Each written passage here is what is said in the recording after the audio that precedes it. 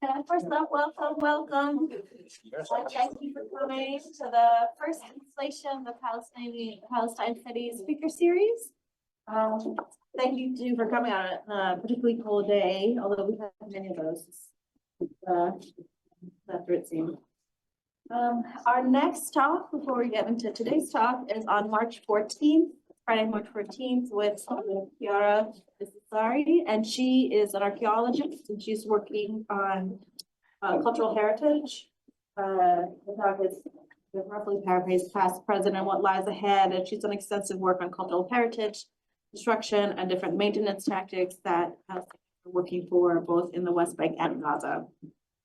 But for today, we're delighted to have our very own Paul Colbury here with us.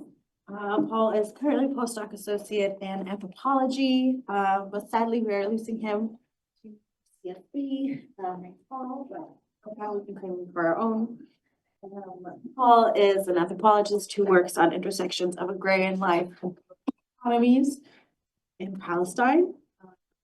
Future project also in the broader region too. His forthcoming book, called Plots and Deeds, Agrarian Annihilation and the Fight for Land Justice in Palestine. That is out with Stanford University Press in February 2026. The book examines how Israeli land confiscation and economic policies push rural cultivators into wage labor. And I will quote now, too, through long-term engagements in the central highlands of the West Bank, book shows how peasant practices and ethics matter for those fighting to rebuild collective attachments to rural places, in surprising ways that property ownership has become a means of both land dispossession and defense.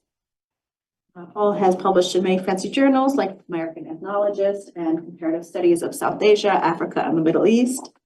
Work has been supported by the National Science Foundation, the Palestinian American Research Center, and the Winter Grin Foundation. Please join me in welcoming Paul Colbury.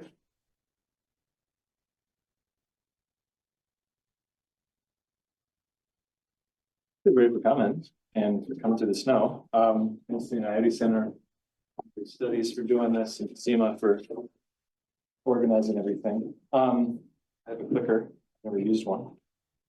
Doesn't work. Does it work?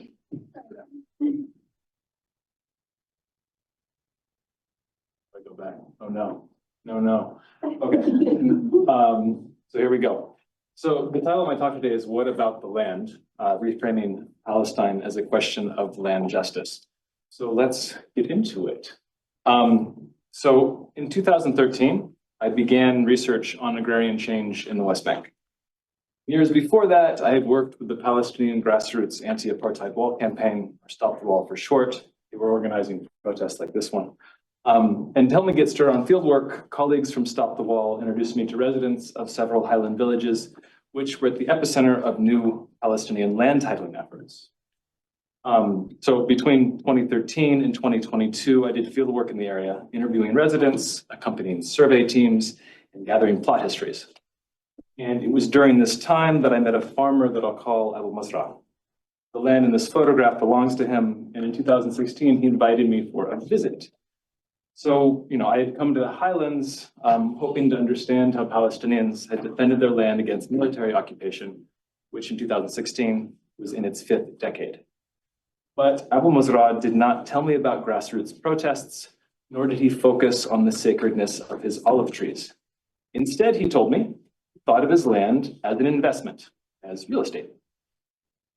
So this understanding of land as a commodity, quite typical elsewhere in the world, was not something that I expected in Palestine.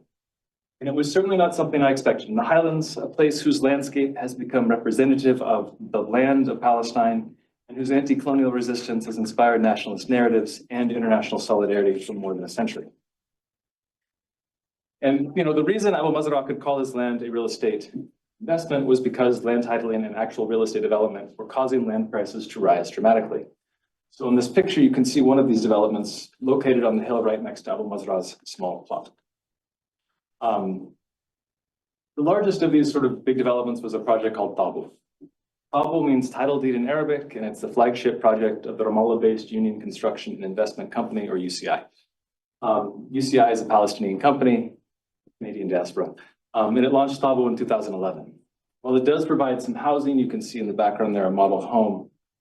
It's the billboard in the foreground displaying these plots of land that really explains its main business, right? It's about selling titled property to Palestinians across the globe. And the thing is, it's not only selling land, it's also selling a way for Palestinians to defend their land. Company that sells land titled by the Palestinian Authority, but it offers private property as a means to prevent Israeli land confiscations. And through private property, it's also selling a way to return and reclaim Palestine. As the company puts it, owning land in Palestine allows, quote, for Palestinians to reclaim their legacy, reconnect with the land of their ancestors, and own a piece of the homeland for them, for their children, and for generations to come. It's really hard to see property in the highlands. It's invisible when we look at the landscape, and it's also largely invisible in our scholarly writing and political thinking about Palestine. And so my talk today is about what we learn when we think about the highlands, not only through the trees and the terraced hillsides and the peasant farmers, but also through things like this, right? Through property maps and title deeds. And the ways that private property has come to shape use, the use, value, and defense of land, why it matters to everyone from real estate developers to rural farmers, is the story I'm gonna kind of go through today. So here's how we're gonna go.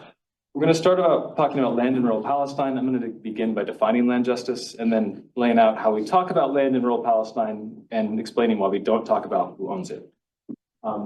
Second, I'm gonna talk about property in the highlands. This is the bulk of it here. Drawing on archival research and ethnographic fieldwork between 2013 and 2022. I'm going to explain how private property became part of Palestinian land politics, why it's changing, why, despite failing to protect land rights at all, it's become so entrenched in Palestinian social and political life. And then finally, I'll conclude by discussing how what's happening in the highlands troubles the ways that property fits into our critical theories of settler colonialism and land justice, and what the larger implications might be for Palestinian studies. So we'll start with land in rural Palestine. This photograph is in the highlands, and it's a picture of voluntary work in a village called Farha, where I did a lot of work. And in it, volunteers are reclaiming a hillside to expand an experimental farm. It's one example of how Palestinians are defending land in the highlands. It's something I write a lot about. But today, I'm going to focus on a different part of this story. The surveyors, the developers, and the farmers that have created just a discourse linking private property to land justice. First of all, though, like, what do we mean by land justice? When we talk about land justice, we're naming a problem caused by exclusion, dispossession, and displacement. And we're saying that these sorts of things are at the heart of many social and environmental injustices. To get a little bit of definition here, for Justine Williams and Ericole Jimenez, land justice is the idea that, quote, people and communities that have been historically oppressed have a right to land and territory.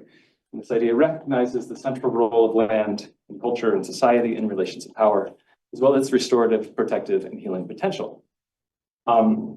This definition resonates with what Jennifer Franco and Satri Noboris call land sovereignty, or the idea the land belongs to the people who work it, care for it, and live on it. And the people belong to a particular land as a people, right? So this is sort of what we're starting with as an idea of land justice. So then it's the second question, which is like, how does land justice, or how might land justice be realized? And there have been historically a bunch of different ways this could happen, right? So we have redistribution, which would be like breaking up large estates and redistributing them to peasants or tenant farmers. This was like land to the tiller. Some form of democratization, so creating frameworks to strengthen local authority over land or decommodifying it and bringing it into common ownership. You might think about reparation, right? Returning stolen land or providing compensation. Also self-determination, right? Ending colonial occupation or imperial control and achieving some recognition or form of political sovereignty, autonomy, or some kind of political authority if it doesn't fit with that frame. And finally, there's regeneration, right? The repair of land destroyed by war or depleted by industrial farming, right? Go on. Point here is that people all over the world are fighting for land justice, right? You can recognize some of those fights and different struggles you might know about.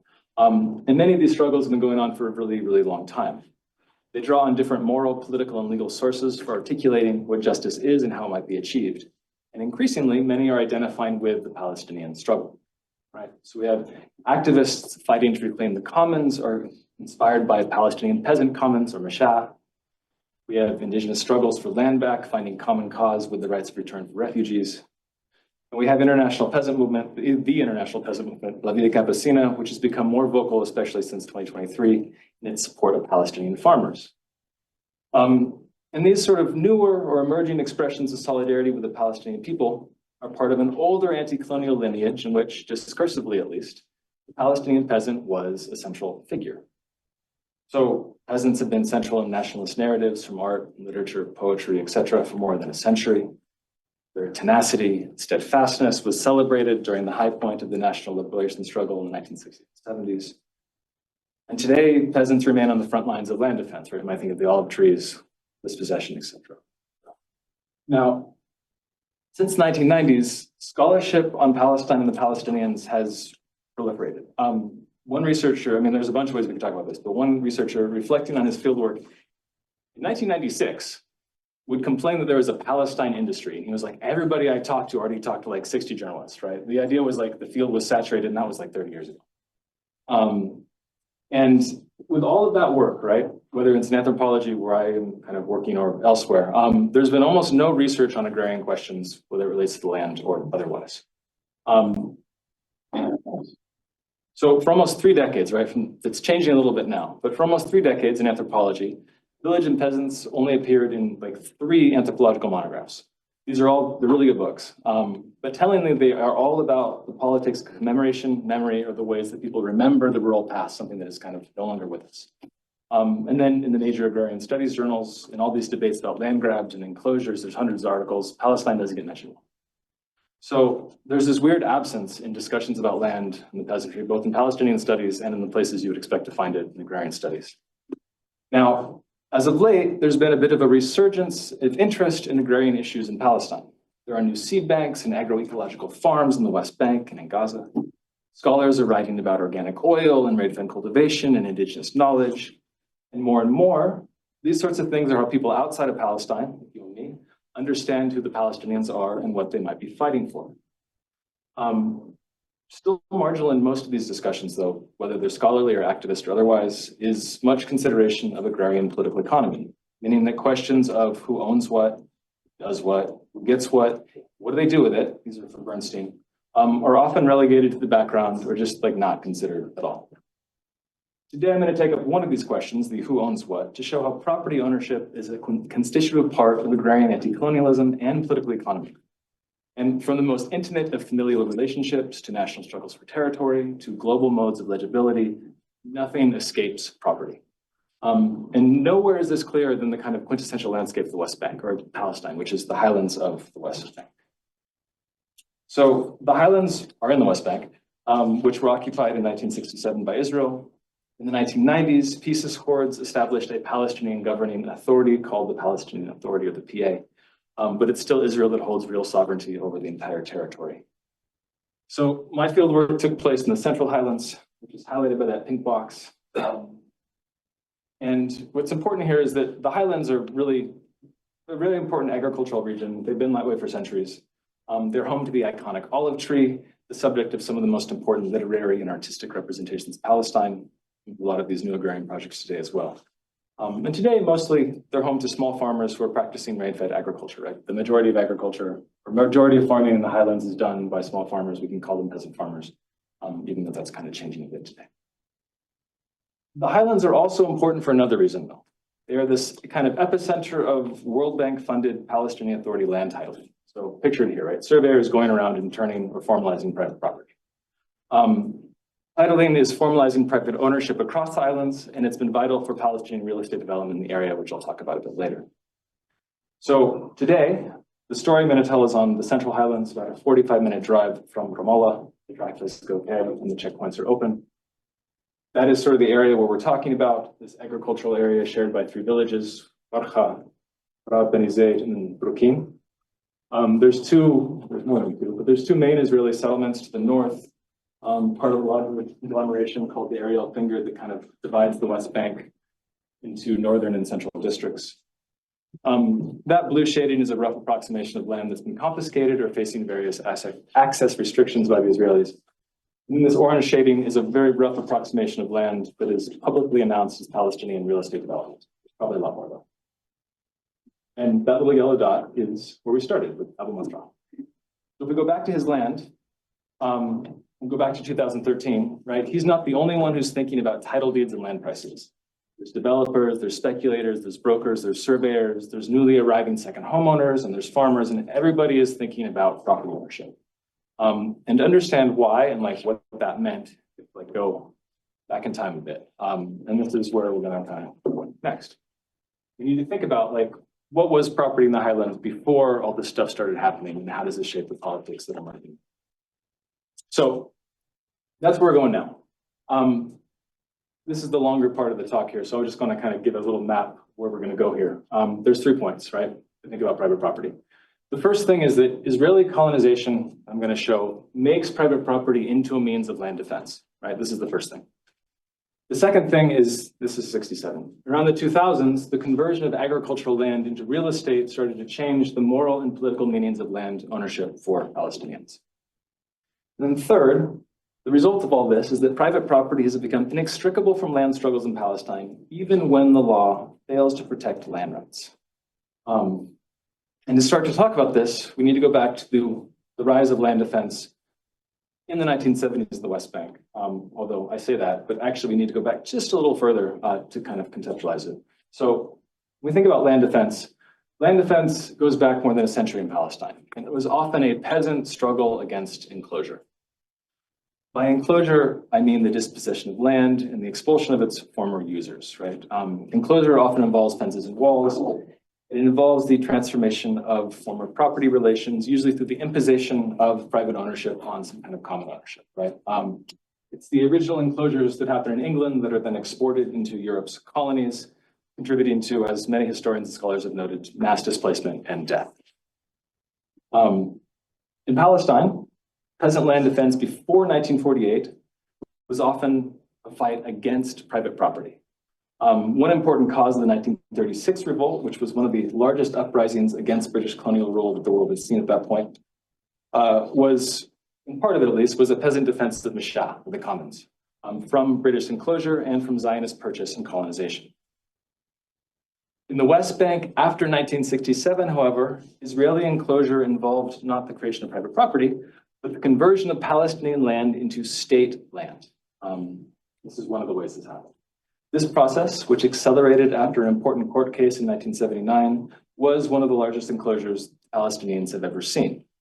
This is a map from 1984, the yellow demarcating planned state lands, which really illustrates the extent of enclosure back in 1984. Today, 22% of the total area of the West Bank is considered by Israel to be state land. Now, to legally contest state land expropriation, Palestinians had to prove that their land was privately owned. As a result, people like surveyors, who are usually the agents of enclosure, become the agents of land defense. When I interviewed surveyors, they explained to me a bunch of ways how they did this, but one explained to me how they used private property claims to defend land. And one way to make such claims, usually in the South, was based on Ottoman land deeds, one of which is pictured in this slide shared with me by one of these surveyors. So one of the problems with this document is that while it describes the borders, which are highlighted in pink there, there is no cadastral map attached to the deed. The descriptions, such as the road, the Mashah land, or the water runoff, are often really short on details. And moreover, the social and material landscape had changed dramatically since the 100 years that a deed like this would have been issued. So in order to make a property claim or a private property claim, surveyors did research, they did field visits, they carried out interviews, seeking to match the description on the Ottoman deed with the landscape as it exists at the time that they were doing their visits. And they created reports like the one on this slide, describing to the courts exactly how they did so. This report is from 1981, and it describes the road, the Mashah land, and the water runoff, and then describes where each is today and exactly how the surveyors learned where that location was. These reports were bundled up as part of the evidence that were used as private ownership in Israeli military courts. So, in other words, surveyors transformed the Ottoman deed into evidence of private ownership that grounded a legal claim to ownership and a historical claim to pre-colonial presence. In other words, right, Palestinians said they had a claim to the land because they were private owners prior to colonial invasion. Now, while these legal claims were really successful in preventing confiscation, they often delayed it, they never really prevented it, they had other really important effects. right? As many scholars have shown, indigenous rights movements often make land claims through not just settler law, but international legal fora and transnational networks. Palestinians have done something similar, but they've turned to property law, not indigenous rights frameworks, which have not been available to them. So since the 1970s, the defense of private property has internationalized local land struggles, making Palestinians legible to Israeli human rights organizations like Peace Now, pictured here, international human rights organizations, international courts, UN bodies, and the offices of elected officials in Europe and North America. In other words, private property or private property claims is what gives Palestinians access to a global, liberal, political and legal order. Now, this is all still happening. But after the Second Intifada ended in 2005, private property becomes worked into a new kind of Palestinian land politics. So at that time, a new American-backed administration took over the PA, or the Palestinian Authority in the West Bank, and a new prime minister, a former World Bank economist, ushered in a project of what has become known as neoliberal state building and a kind of embrace of private investment. I lived in Palestine in those early years, and it was in this context that my fieldwork began in 2013. So what was happening was new flows of capital and, more importantly, infusions of aid money led to a building boom in Ramallah, in the city. There were all these new suburban developments outside of the city. And there's even a new city called Rawabi, which was built in the central highlands north of Ramallah. So as a result of all of this, there was an increasing demand for land, and developers and surveyors, well, developers and speculators were pushing further into the central highlands. Beginning in 2008, they began to buy agricultural land in the villages where I did research, start to convert it bit by bit into real estate. Now, generally, rural Palestinians don't really want to sell their land. Land is seen as security, it's belonging to a family, and it's something for a family in the future. When the topic of land sales came up in conversation, people might say it was shameful to sell land, that fellahin or peasants never sell, that land is honor, etc. One morning after I had gotten lost outside of Farha, I met a father and son working in the orchard pictured above. And I told them what I was doing, and one immediately brought up the fact that one of these companies had offered them, he said, triple the going rate for their land. He said, quote, we told them to weigh a dunam, which is a quarter of an acre, and give us its weight in gold. And they said they couldn't because it was impossible, so we refused to sell. So people were not trying to sell. That being said, people did sell. And many who sold their land in 2008 and afterwards probably felt they had no better option. Since the 1970s, this enclosure that I talked about also kind of informed labor migration out of the West Bank and was matched with hostile government policies that has effectively really destroyed smallholder agriculture.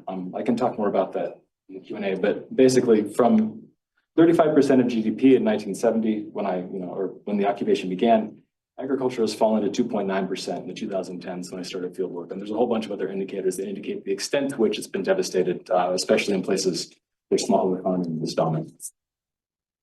At its most extreme, this sort of agrarian change results in what people call ruins, kharab, or patches of abandoned, degraded agricultural land. And beginning in 2008, the stuff was cheap. And so developers and speculators began to buy it up. So we look at this land registration document, which details a transaction that allowed a plot of ruined land, maybe ruined land, to be acquired by Tabu. It reveals how these purchases have made land justice, or the question of justice, really a question of market exchange. So we're going to look at this page on the right, which was on the right. And what we see first is that brokers, Palestinian land brokers, mediated between village owners and the real estate company. During fieldwork, I learned that larger companies use brokers, especially local ones, because they had the right kind of local knowledge. Who might sell, who was desperate, and how they might be contacted.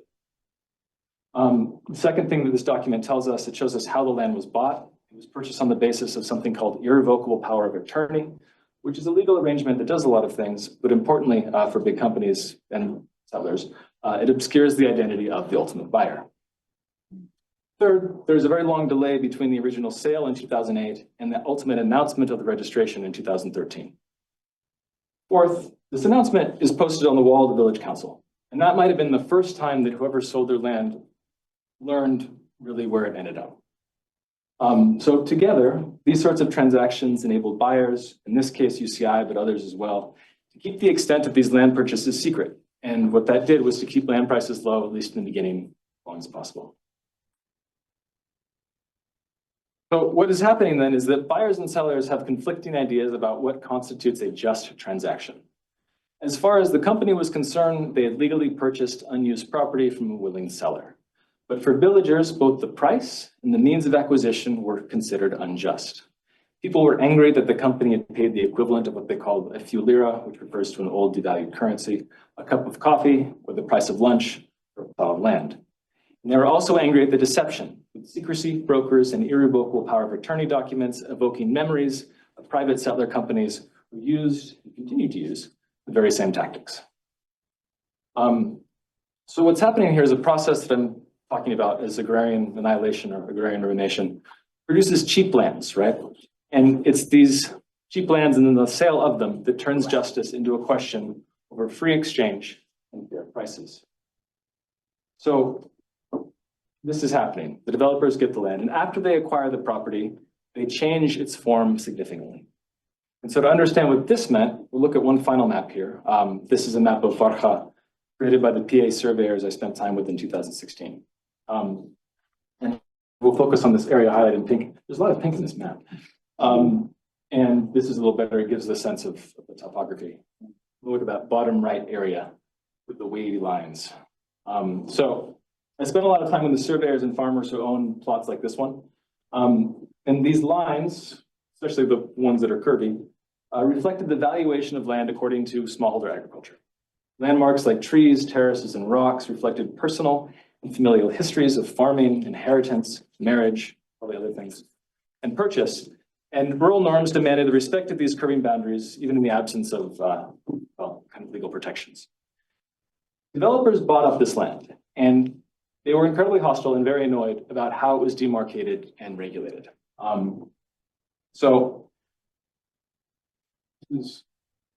Where did this go? Oh, I'm going backwards now. There we go. We got to go forwards. Okay, so we can get a glimpse of this hostility in one of, this still blows my mind, in one of Tabo's advertising campaigns, which begins with an entrepreneur, let's see his hat, meeting a peasant. So there's a video, and in the video of the advertisement, the narrator / entrepreneur says, if you ask the owner, where are the borders of your land? And then he provides an answer, imitating the accent of a rural Palestinian speaking English.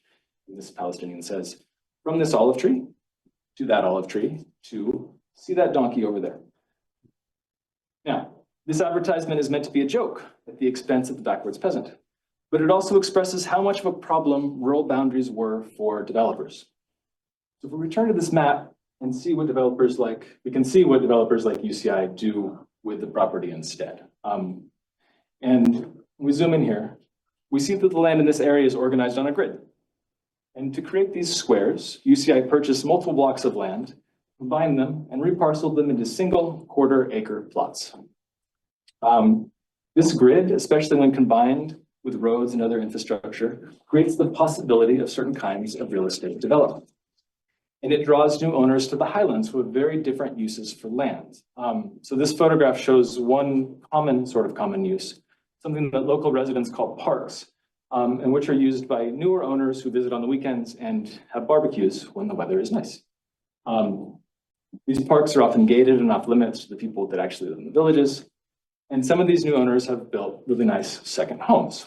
And so at its most grand, this grid of property promises a capitalist idea of justice, in which those living in the diaspora return to Palestine, buy up property, and pass it on to their children. So in this advertisement, a father is at a wedding giving his son property deed, which he will then, I suppose, pass on to his children. And it's more mundane, though. It involves Palestinians from the West Bank and Israel, those with a bit more money, and those who seem to have bought the most taboo lands, who use them for a weekend getaway or a good investment. And it's the investment thing that really matters. Because what all these new buyers have in common, whether they're in the diaspora, whether they're refugees, whether they live in the West Bank, whether they live in Israel, is the desire for a good investment. And in some ways, Tabo was delivered, with endless occupation creating a shortage of land and urban expansion creating a kind of insatiable demand. The transformation of property into a good investment, though, involves the elimination of agrarian borders and social relationships. Here, family history and community membership are effectively irrelevant to land rights, and agrarian land tenure is seen at best as an obstacle that needs to be removed.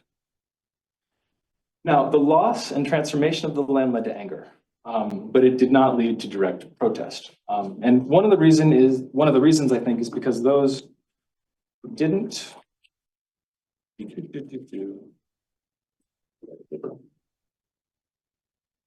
sell were kind of incorporated into this general revaluation of land. One of the people that was incorporated, or perhaps conscripted, was Abu Mazrah, right? His land had been titled and the value of it was increasing. For men like Abu Mazrah, it was their toil though, their work on the land that justified their ownership, not any kind of like market forces or forms of property. During interviews, men would emphasize the hard work that allowed them to acquire land in the first place. They were critical of young men who sold their land quickly and did not invest productively, and of developers and brokers who bought land on the cheap and resold it without improving it. For the men I spoke to, it was a lifetime of hard work, what they called building the land, was what made them deserving of land, whether for agriculture or for real estate. So what's happening here is the men that saw themselves as builders of land tried to reconcile agrarian values with this new political economy. We might think of it as a kind of real estate to the tiller, right? Or the claim that a lifetime of working the land entitles one to the wealth that ownership now promises. The thing is, none of these promises are stable. During my final research trip for this project in the summer and fall of 2022, violent dispossession was on the rise. One day, walking through the olive groves of Farha, an older farmer pointed at a structure on the hills, which you can barely see in the top in this photograph. The structure belonged to a settler who pastured his animals on the mountainside and in the process made much of that land off limits to Palestinians.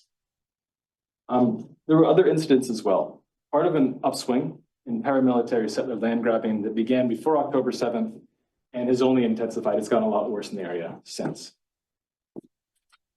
Now, these soldiers and settlers, seen in that last slide, were accompanied by new legal enclosures. On the same research visit, I learned that Farha had been served with a confiscation order for about 1,200 dunams, based on a state land claim that was first made back in 1982 and only really kind of realized and acted on in 2019. And as of late, these confiscations have increased also like across the West Bank. And when I asked the head of the village council there if they had tried to use the new title deeds created by the PA to prevent confiscations, he just shook his head. He actually laughed at me. And his answer wasn't surprising, right? Nobody thought this would work. A senior figure in the Palestinian Land Authority, the people behind this whole project, put it to me this way. He said, quote, "A piece of paper cannot stop tanks and planes." Still, though, this doesn't stop, and still does not stop, Palestinians from investing a great deal in property claims. In 2022, this was after I'd finished fieldwork, I heard about a new project called Kushan Baladi, My Country's Deed, launched from the refugee camps of Gaza. So according to this organizer, Palestinian refugees in Gaza had seen how Israeli settlers were taking over Palestinian homes in Jerusalem, and they saw how the settlers were doing so on the pretext that the people that lived there did not own the property. And so in the Jabalia refugee camp, refugees gathered property documents to prove that they had once lived on the land. And they also gathered them to remind their children that they had a right to return. This is pretty common, right? Since 1948, property ownership has been important for Palestinian refugee politics. This image, which is posted on the kind of grassroots refugee website, Palestine Remembered, is an example of this type of visual representation. There's like hundreds of these images that people are kind of self-uploading to make their own archive, but also to make this claim public in all sorts of ways. We can see a similar style and set of political claims in 2022, with this image taken of two refugees and participants in Kushan Baladi in Gaza. And here they are displaying their title deeds to the viewer, demanding recognition of their rights. Is this video going to work? No, so we'll just use will work. It doesn't work. Uh-oh.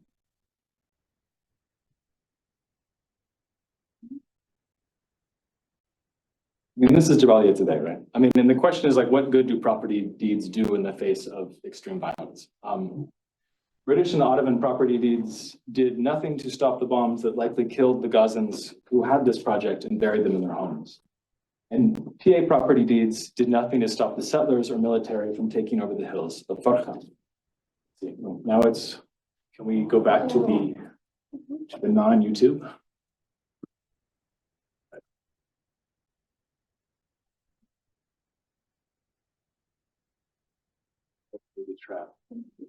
What they do offer, though, is a record, one whose legal form offers the potential of international recognition, restitution, sovereignty, and return. And it's this potential power that seems to compel Palestinians to gather old documents and create new ones. And it forces Israel to this day to continue to change laws and register land to prevent this potential power from being realized. This is important because it reveals that any form of property, common, state, private, does not have a single fixed effect. Dispossession and defense transform the political and historical meanings of property ownership, even if the laws and documents appear to remain the same. And what matters is that this process is not only shaped by struggles for territorial sovereignty or survival between Israelis and Palestinians, but social struggles between Palestinians over the control of land. The accumulation of capital and the consolidation of class power is one important arena of this struggle. In the Bantustans of the West Bank, capital does not flow, to use the common metaphor. Instead, as James Ferguson once described extractive operations in Africa, capital hops from one enclave to the next. And property coordinates these hops. And as Karim Rabia puts it, helps fix capital in the land and the built environment. And it does other things too. Fixing capital in the land allows Palestinian capitalists to lay claim to the national struggle for territory. Such projects do not confront the colonial ruination of agrarian Palestine. Instead, they exploit it, further enmeshing Palestine within transnational regimes of liberal law and circuits of capital. But these projects also draw on long-standing hopes of ownership, conscripting Palestinians, regardless of whether they're benefiting or not, into these projects and directing their collective energies towards new ends. As a result, for better and probably for worse, the next phase of the rural land war will not only include farmers and olive trees, but new owners, homes, infrastructure, and title deeds. And so, I mean, to go back to this question of colonial power, right? Private property is part of the repertoire of colonial power in Palestine, but one that operates indirectly, not through kind of imposing itself, but through constituting resistance and subjectivity. The changing economy of the highlands, one in which land ownership, especially for those that are dispossessed, is becoming an important source of wealth. This only strengthens the grip of property on social life and political imagination. As a result, private property does not appear as an alien power to be fought, but the very grounds upon which clashing modes of land use and divergent visions of land justice emerge. So what does this all do for our understanding of land justice? Often we think about settler colonialism as imposing private property on the colonized as a means of dispossession. This painting of George Washington, our first president and an avid land surveyor and speculator, captures this history perfectly. There's been a ton of scholarship on property and dispossession. The probably most recent, well-known and important is Brenda Bandar's book called The Colonial Lives of Property, that really kind of makes this case to the intertwined histories of Israel, the United States, and Canada. And she shows us how private property is inseparable from settler colonialism, providing a legal form and a racial ideology that facilitated and continues to facilitate the elimination of indigenous land rights and peoples. The result then is often an indigenous resistance or a framing of indigenous resistance that is organized around defending a very different, sometimes seen as ontologically opposed, way of relating to land. And there's more, right? For many thinkers, resistance to private property is part of a kind of planetary struggle to defend the commons. Again, there's a lot of writing and activism around this, but the early pages of Vandana Shiva's important account of earth democracy, for instance, she puts it this way. She writes, in contrast to viewing the planet as private property, movements are defending on a local and global level the planet as a commons. And Palestine is often thought about in those terms. References to enclosure and peasant commons or mashah tend to align with this political project and political imaginary. As one recent essay put it, quote, the Mashah of Palestine may guide our transition from one disastrous world and outlook to another, the commune, the commons. And for me, it's this iconic photograph, which is taken after settlers, or was taken after settlers cut down the olive trees of Mahfouz Ode, which encapsulates how rural Palestine kind of fits into this imaginary, into this picture of international solidarity and this thinking about land justice. And it's an important image because it's circulated way beyond its immediate context. It's important because it expresses, on the left in progressive circles, a dominant framing of rural Palestine. And it's one that comes from the highlands, right? And in this framing, usually articulated by scholars, activists, and others, it really pits the commons against the private, peasants against colonizers, and indigeneity against capitalism. As I hope I've shown, I find this framing inadequate to understanding what is happening in rural Palestine and to map out the emancipatory potential of the projects that are emerging from its hinterlands. There is. Palestinian commoning will emerge in and against a regime of private property, and scholars will need to confront the ways that ownership has shaped Palestinian political subjectivity and class relations if we wish to understand the possibilities and pitfalls of these efforts. Indeed, when we center who owns what, other related questions of agrarian political economy, that's how we can really understand how Palestine fits into what is a global land war. Across the rural world today, agricultural land is being converted into real estate. And today's struggles for land often challenge traditional formulations of the agrarian question. Property ownership is super critical here, right? In the global South, colonial laws are being repurposed. The dispossessed are mobilizing a dizzying array of legal strategies. And long-standing divides between rural and urban land struggles are collapsing. As is the case in Palestine, the demands for land justice that emerge from these struggles will emerge from the articulation of seemingly contradictory and commensurate moral economies, legal frameworks, and political traditions.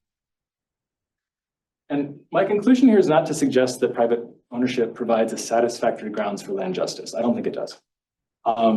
It is to suggest, though, that we, whether we're students, scholars, or activists, ignore how it works and its importance at our own peril. This is especially true for Palestine, which has been so important, not just for our activism, but for our theories about indigeneity and settler colonialism, and for our hopes for land justice. From the highland villages, the city of Jerusalem, to the camps of Gaza, struggles for land and hopes of return emerge in, and sometimes against, the global dominion of property. And for me, this is where Palestinian Studies comes in. Palestinian Studies allows us to refuse to address our arguments to those who don't believe the Palestinian people have a right to exist. And it allows us to refuse the demand that we produce over and over and over again evidence of Israeli crimes. Instead, it allows us to foreground the contradictions of Palestinian life and do away with narratives that can only see Palestinians as heroic revolutionaries or innocent victims. When we do so, we can focus on the people and places that don't fit into the usual political and analytical frameworks. When we do so, this opens up new kinds of questions, like how land becomes meaningful to people in the first place and why they still find it worth fighting for. And for me, I think the answers that we might find hopefully reveal new resources for thinking about justice and perhaps new ways of practicing solidarity, both for those struggling for land in Palestine and for those struggling outside of it. So thanks for listening. And look forward to any questions.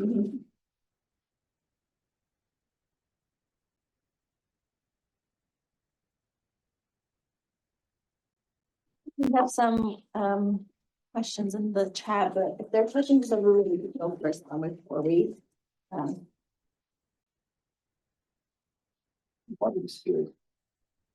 I need it. I'm talking too long.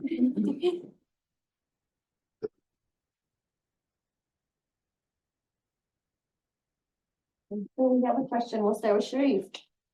Question for the Q&A. How different are land ownership and rights throughout the different areas of the West Bank, A, B, C? Very different.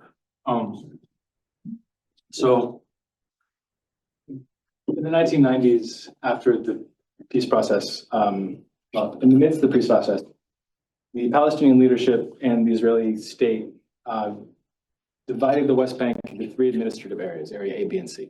Those were supposed to be temporary, right? 60% of the area of the West Bank is area C. It's under full Israeli military and civil jurisdiction. Area B, which is like, area A and B are basically 40. Area B is like Palestinian rural areas that are under Palestinian civil control, but not security control.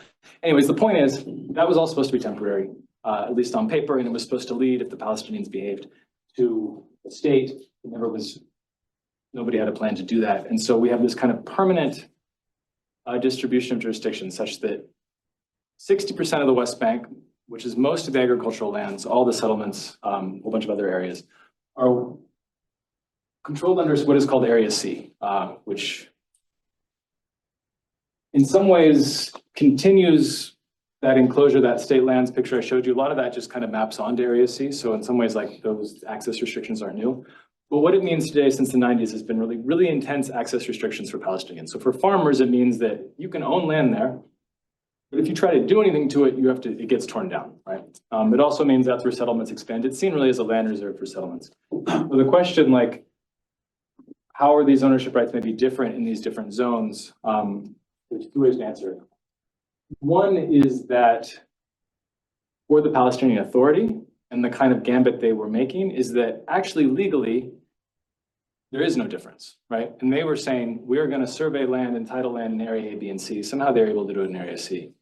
And sort of their bluff, their idea was like, technically, like, even though we don't practice now, we are sovereign or we will be sovereign. This is our land. All legal ownership is the same. So there's a way in which property creates the possibility of a state claim to territory in the entirety of the little bit of Palestine that's left for a Palestinian state. That's one thing that happens. The other thing that matters is that you can't build in Area C, right? Palestinians cannot build in Area C, even if they own the land. So what it means is, even if they technically own land, they can't do anything with it. So it concentrates the kinds of projects I'm talking about, whether usually real estate stuff, into Area B, right? It means that ownership rights or like private property matter a lot more in Area B because that's where capital can go, because that's where people can build, because that's where you can expect some semblance of a kind of stable investment. That's changing. After 2023, the settler movement, especially like the paramilitary types, are really pushing Palestinians in Area B as well. So some of this stuff might not be stable either. But it does create a kind of gradation of what ownership rights can do, what kinds of possibilities people can imagine, and really importantly for me, like what kinds of class projects are possible. So in Area B, you can kind of reasonably claim that titling land and like building a bunch of stuff and dispossessing farmers could potentially protect land from being confiscated. And so in that way, there's a kind of difference in what property can be made to say, I think is how I would answer that.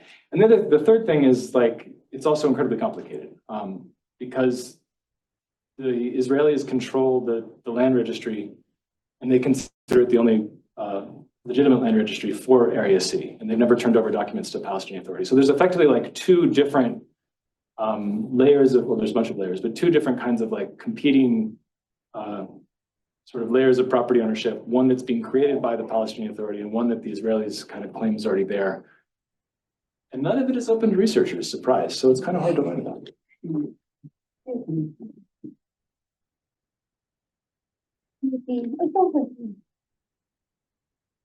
Yeah, so I don't know much about like West Bank, and I wonder,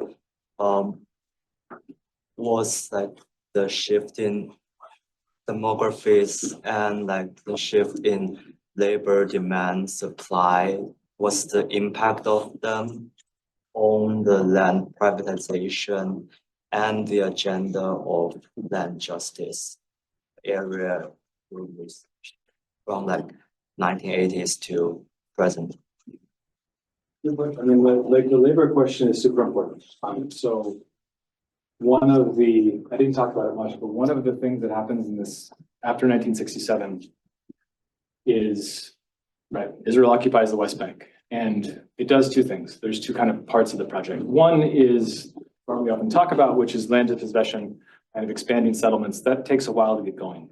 The real thing that happens, though, is that for the Israeli state and Israeli capital to an extent, the West Bank functions as basically a reserve army of labor, right? It was a kind of depressed agrarian economy before.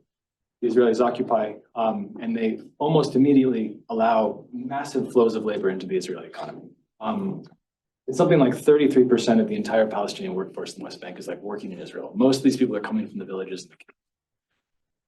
And so what that means, part of what that means is that people are spending a lot less time in agriculture without being dispossessed. They can still access their land, they just can't make any money doing it. And so it completely changes the ecology, it completely changes the environmental, well, it completely changes like what crops people are growing.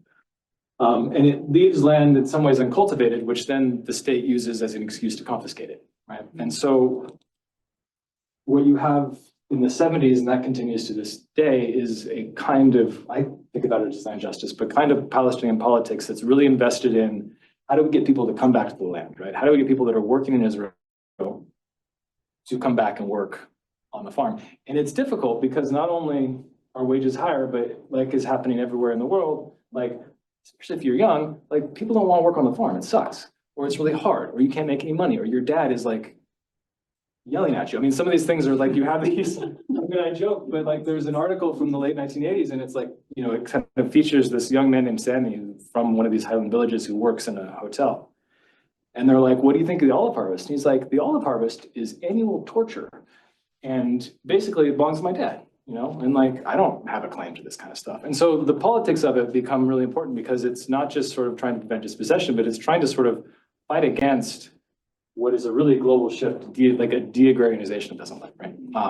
And so you have all these ideas around resistance economy, you know, autonomy, et cetera, that people then experiment with and then really have to lean into during the Intifada when they can't get to work, right? So you have these moments, the uprisings in Palestine are often these times when these agrarian experiments in land justice, coming back to the land, agricultural labor become really important and kind of worked out in relation to like a fluctuating political economy. So the labor question is like the other side of this, right? And the main thing is like people leave, they don't develop, they don't have any, they can't use their land, it becomes cheap, and then their kids are the ones who sell it. Good question from Zoom, Julie. In the chat. Oh, Bianca was writing. Yeah, Bianca, if you can hear me in the ether, please type it out in the chat. I actually had a question just about, has there been conceptualizations about the relationship between like the commons, the academic activist term, and the Masha, the sort of public land hall? Or There's an architect named Marai, who's at Berzeit now, who just published his dissertation, and he's making the claim, he's trying to see like a through line between a lot of these youth agricultural cooperatives that are emerging now on the West Bank, and for him, a kind of like longer lineage that mostly is attached to the Palestinian left. It is Masha. I think in terms of ownership and in terms of how land is organized, it's like not a relevant category. Or not that it's not relevant, like peasant Masha is like not how people have organized, thought about property, at least in the places I work, like in living memory. It even existed in those places because tree crops often led to different sorts of arrangements than field crops, which were often this kind of like, you know, commons rotation. And the way people talk about Masha now is basically like it's basically family land. It's sort of quasi-private land that, you know, a number of heirs have shares in. And people call that Masha because it's sort of, it's not a commons, but it's also like not parceled out. And so one of the things that like the developers hate this because they can't, you need to get like a 50 signatures to do something. So one of the things that they do is like, you know, travel over the world, get everybody's signature so they can finally title it. And people have really mixed feelings about it because it is both, it makes it hard to modify. I don't know if there's a big kind of politics around decommodification, but it's also mostly a way for like patriarchal family control to be kind of maintained. So like a lot of the people that defend Masha or defend these kind of undivided family land, it's like the brother who doesn't want to give his land to the sister. So it's really complicated. It's not a kind of unproblematic or kind of clean basis upon which to launch an emancipatory lands. Nor is it one that I think people are really thinking in terms of. But read Fack's dissertation, he might convince you otherwise. I mean, I need to read it.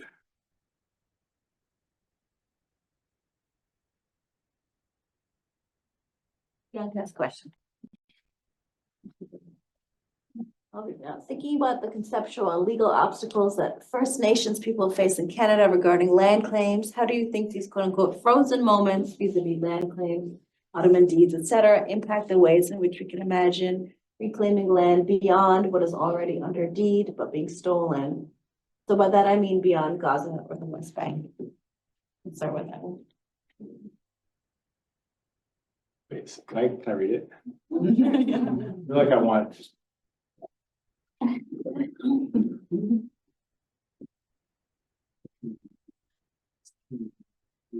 These frozen moments.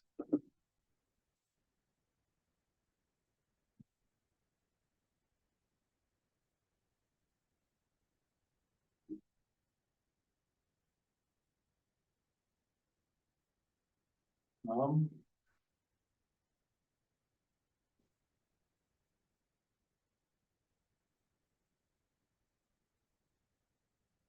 Thanks for that question. Oh, there we go. Requires to be defensive and points to early on. Maybe beyond these two areas. Well,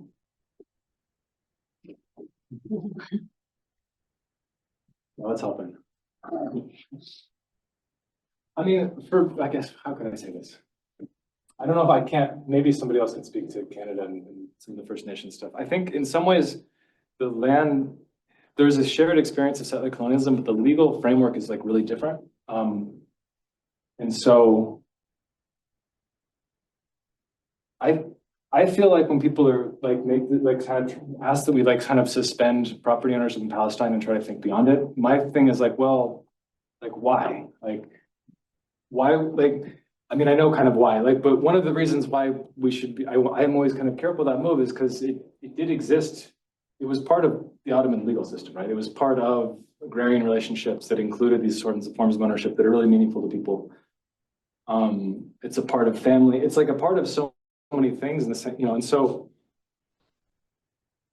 I think that it's important to understand how claims to land emerge through those kinds of relationships and through that legal form, even if it's like limiting and restricting. I think part of the, I mean, the trap that it creates is that it does link things to ownership. But I think, you know, one of the ways around that I find kind of compelling is like people make ownership claims, but for me, it's like peasant labor, the different kinds of work that go into creating attachments to place and other people and doing a lot of these other kinds of agrarian projects that maybe allows us to see another way of making a claim on land or making a kind of thinking about an attachment to place that is a lot more open-ended, that doesn't like necessarily depend on a restrictive view of ownership. But I never want to suspend it because those people are always working, if not directly against that kind of stuff, like they're always constrained by it, right? So I don't know, my feeling, my reading of the room, which like may be wrong, is that there's a lot of like thinking beyond in Palestinian studies, but there's very little like thinking through like the kinds of limits that kind of the property creates and the ways in which it really does. I really do think it constitutes an important part of anti-colonialism, and one of its big limits. And so that's what I spend a lot of time doing. But I don't know, I mean, maybe other people can talk about the ways to go beyond it. Yeah. Well, I'm not gonna say anything beyond it, but through it. Thank you, Paul. This is great. I really would like to know more about the financial institutions involved and mortgage and refinancialization that you might have encountered in your research.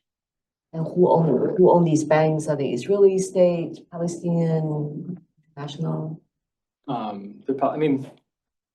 So I do a little less work on this in part because Karim Rabia, who's a geographer and who I see has kind of written that, like he's who I would go to. So he's talked about how in this same period when land titling is starting in like, you know, in the city, like this is when like the mortgage gets introduced into Palestine as a legal instrument, as a financial instrument, through the same kinds of people you would expect, the big international NGOs. The prime minister is also a World Bank guy. And they're Palestinian banks that have been there for a while.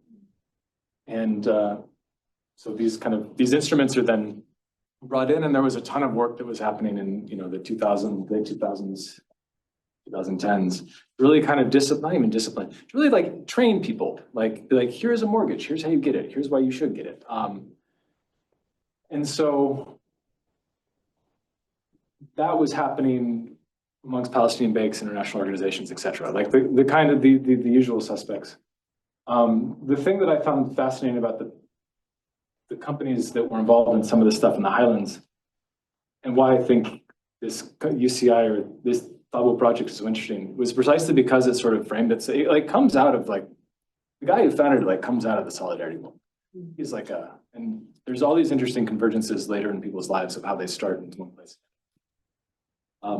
But he hates the PA and they hate him. And so the company that does this stuff, like the family of the refugees from Gaza went to Canada, moved through the Gulf in Canada and then come back. And they started making their money in the 90s, I think in Gaza, and then moved over in the 2000s to do real estate and insurance in the West Bank. But they were always kind of outside the PA clique. And so when they started doing this land titling stuff, one of the instruments they developed through their kind of affiliated insurance company was an insurance policy like on the title deed itself. And their thinking was that if you're trying to sell this land to Palestinians in the diaspora who like maybe are sketched out by the company, their words, don't trust the PA, like how do you get them to invest? And one of the ways was they were like, we can guarantee that like this title is like real. So there's all these like weird private insurance, well, this particular private insurance scheme that was part of it, and I'm sure there's other ones as well. These people were, as they're doing this, they're not just having to do mortgages, they're trying to build out the legal infrastructure such that like people who would not normally invest in these areas could feel like that was possible. They seem to have been successful.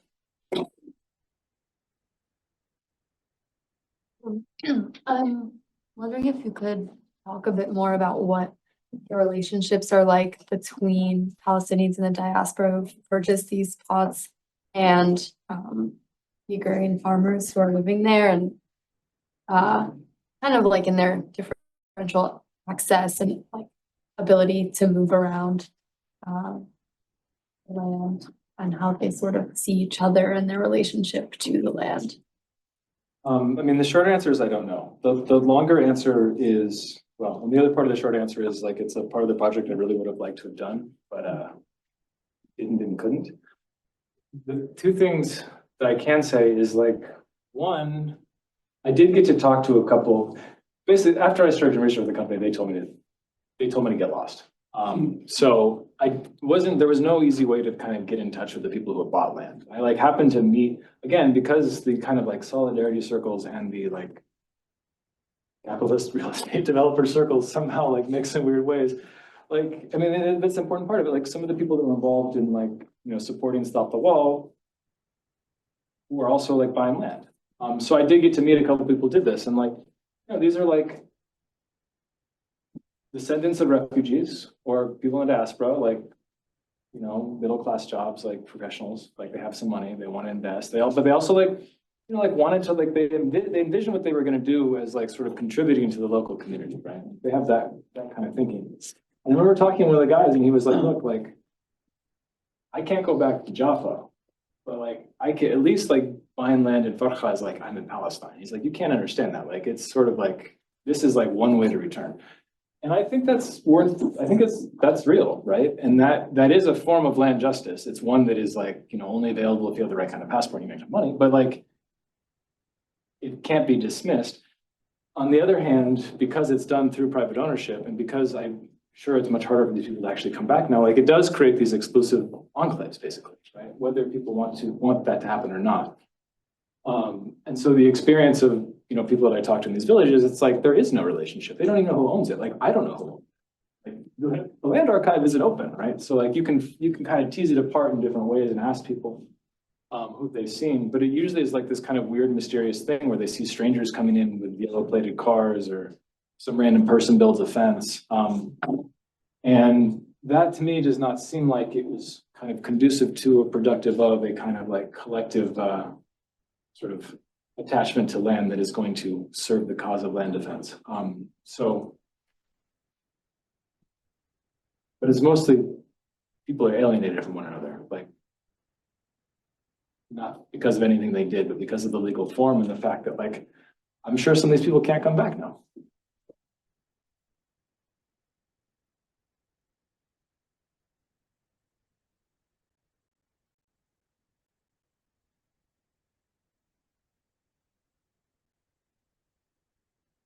Amazing talk. Could you speak more about how the Israeli government is responding to Ottoman land deeds?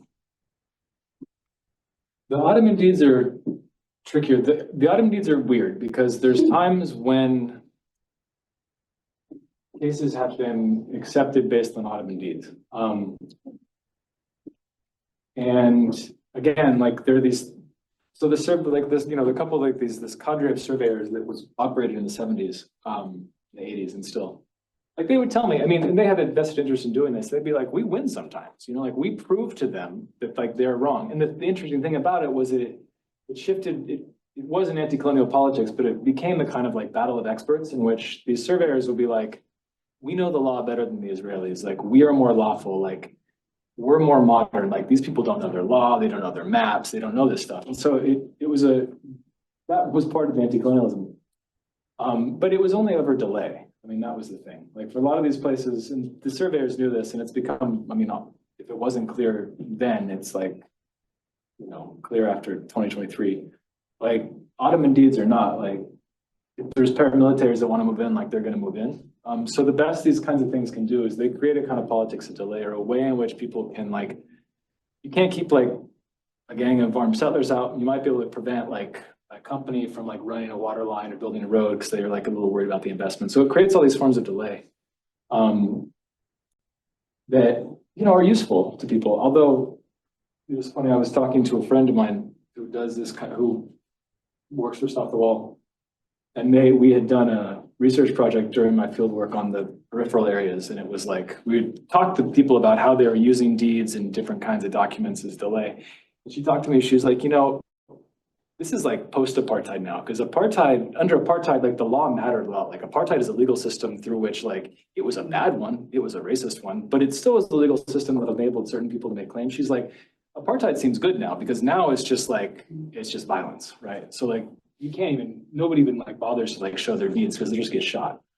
And then the other part of this, I would show a slide, but I don't know how to get to that slide, is that some of the right-wing settler groups are also like really worried about some of this stuff. Like they write press releases and reports about how the Palestinians are like stealing Area C by titling it, and how the Israeli state is kind of like neglecting its responsibility to the future by like allowing them to do so by not titling.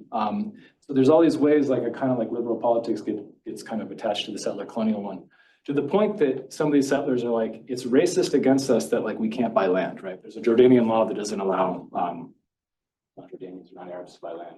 And they're like, we need to like have like good liberal laws around land sales.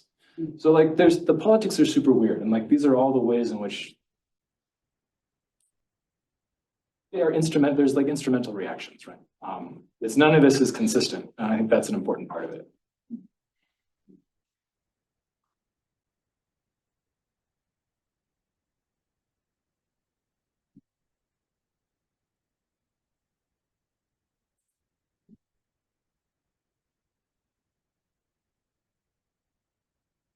I'll go down further.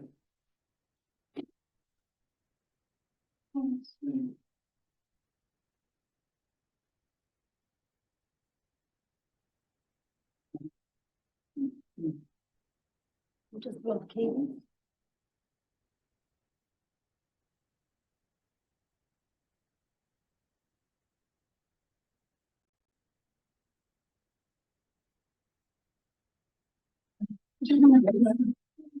It is so cool.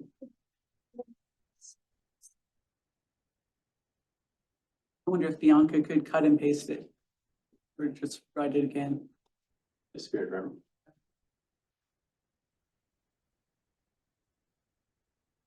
I guess while we're waiting, you asked us at the end, like, how, like, your talk might get us thinking about how does land become, like, meaningful? And I guess what do you think? Like, it's probably unfair to make you answer your own question that you posed. But I guess that made me think about, like, collective memory, and like, how do we generate within, like, these limits of, like, this conception of, like, private property, and thinking about that as a generative, like thought when it comes to like land justice. I guess I'm wondering like where we look to for these like sources of knowledge. I think you touched on this a little bit earlier, but it sounds like Israel is both destroying like the legitimacy or like the weight that they were giving to these like land claims, like on land claims, and otherwise, how else are we seeing, I guess, state violence enacted to kind of like erase the legibility of like the Palestinian people to like, I guess, like settler like bureaucracy. And then on the flip side, where are we seeing like these sources of like knowledge and these sources of like collective memory around like conceptions of like land and like place? Yeah, I feel like that's also, that maybe gets me to try to answer Bianca's question again too. So like sort of how do we, how, then like, yeah, what is it? What did I actually say? Something about what actually land justice is or how people think about it. What are my answers? I guess my first answer, which is like the whole talk, but I'm gonna repeat it anyway, is like, I think we can only do that if we need to like stop pretending like private property is not a thing. Yeah. Like this is my, like these imaginations of like Palestinians, the Palestinian commons and all this stuff, where like none of this exists, is like, prevents us from like both taking seriously the the limits and the forms of justice that Palestinians themselves are talking about, or whether they're, you know, they're forced to talk like that. Or they want to, I mean, that's not really the point. And if we keep ignoring that, like, it's like, what are we doing? I think is the first thing. Like, that helps like get a limit of, I think, activism and ways in which we think about, you know, how it's being. The second is like, I think there's plenty in the forthcoming book, in which this is just but one chapter. There's a whole bunch of other ways, right? I think there is a kind of wealth of different ethical and moral attachments to land, to people. For me, I think a lot of this comes out of peasant farming, and different ways, different forms of labor and valuation and value that are part of it. There's also memory. I mean, this is, you know, there's all these, I think there's a really like a deep repertoire for me, like a deep agrarian repertoire here that like people are using. Property ownership is one part of it. I harp on it so much because it's like people that exist, but there's a whole bunch of other stuff. I think the main thing that matters and the main question that's important is like, you know, how is this like an active, open-ended project for people? Right? Like there's this weird assumption that's like, people never ask it. It's just like assume Palestinians love the land, you know, and it's like, then you don't even ask it. It's like the starting point. And I think it's worth, I think this is what Palestinian Studies does, because I think there's a fear that if you ask that question, it opens up the possibility that, you know, like your enemies will come and say, aha, like because it's not, you know, so stable, then it's not theirs. And I think we just ignore those people and try to really take seriously like all the work that goes into making land meaningful for different people, and the reasons why people don't find it meaningful, and the work that goes into not just defending from the Israelis, but also like making it something that is a place, is a home, is something you can make a little money from, is something you don't destroy. All these things matter. And there's, you know, you can go look for it in these villages. For me, it's peasant farming, but I mean, peasant farming is just one way, one important way of relating to land, right? Pastoralism is different. Refugee return is different. What's happening in Gaza has agrarian questions and is also different. So, I mean, you know, I think it's important to sort of look at the diversity. There's many land justices. There's many different sources for it. Property is one that we can't ignore, but and even property isn't stable. I mean, that's the thing. It definitely has limits. It's not totally malleable, but it is warped in ways that the British surveyors and the Ottomans like did not intend. Usually not good ones, but you know, none of this stuff is that stable. That we're actually out of time today, but, oh, did you have a last question from Paul? That's okay. I don't want to keep everybody here past the. I mean, it's not really a question. It was more reflection on the question about broadening it out. I mean, one big obvious difference is that you didn't, in North America, for the most part, you didn't have a pre-existing set of property rights, right? Like the Ottomans, right? That you could that indigenous people would fall back on, with some exceptions, right? So in the United States, when the US expanded to the Southwest, Pueblos, people of the Rio Grande actually had Spanish property title, legal title, and the US recognized it. And so the Pueblos were in a very different situation legally in regard to their property than pretty much every other indigenous group in North America because of that Spanish title, right? Which is just, I mean, I just throw out there as something to think about, right? But yeah, I mean, certainly indigenous people, a lot of what you're saying here resonates with North America, even though there's this very, lots of differences, right? But certainly indigenous people learn to make claims in the language of property very, very quickly, because that's the only language that the US or Canadian governments would even recognize as something that it's the only language they could hear, right? If you're trying to defend your land.